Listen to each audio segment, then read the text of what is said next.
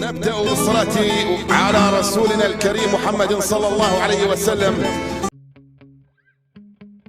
تعجب الصحفي أليكس سيلفستري من تصرف خوان لابورتا رئيس برشلونة بعد عدم قيامه بتهنئة الأسطورة ليونيل ميسي شخصيا في حفل جائزة الأفضل على فوزه بجائزة أفضل لاعب في العالم. أليكس قال خلال تصريح له في برنامج التيلينغو التالي: لابورتا كان يجلس على بعد 16 مقعدا فقط من ميسي في حفل جوائز الأفضل. هذا التصرف من جانب رئيس البارسا أكد مرة أخرى أن العلاقة بين الطرفين لم تعد على ما يرام منذ أن رحل ليونيل تجاه باريس سان جيرمان مطرودا من النادي الكتالوني.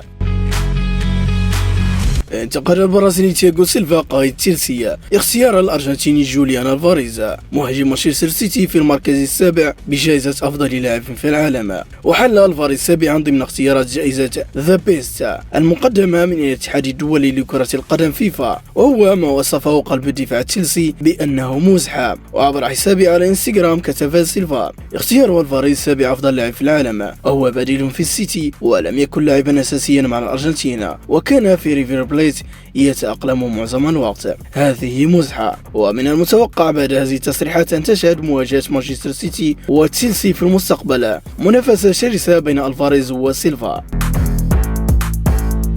يخطط برشلونة للتعاقد مع أحد مهاجمي مانشستر سيتي خلال الموسم المقبل بحسب تقرير صحفي كتالوني. فوفقا لصحيفة موندو ديبرتيفو من المحتمل أن يرحل الدولي الأرجنتيني جوليان ألفاريز عن مانشستر سيتي على سبيل الإعارة خلال الصيف المقبل للبحث عن ناد آخر يحظى معه بعدد دقائق أكبر. ولا يلعب ألفاريز دورا بارزا في هجوم الفريق الإنجليزي، حيث تأثر بتألق زميله النرويجي إيرليك هالاند الذي يفضله المدرب الإسباني بيب غوارديولا. وذكرت الصحيفة أن برشلونة من الأندية التي تبحث عن إمكانية حسم الصفقة لصالحها بعد نهاية الموسم، لا سيما أن اللاعب كان على طاولة النادي الكتالوني قبل توقيعه مع مانشستر سيتي. ومن جانبه كان السيتي يخطط لتعديل عقد ألفاريز وتحسين راتبها، لكن موقف اللاعب الأرجنتيني تعقد بعد تضاؤل دوره في الفريق.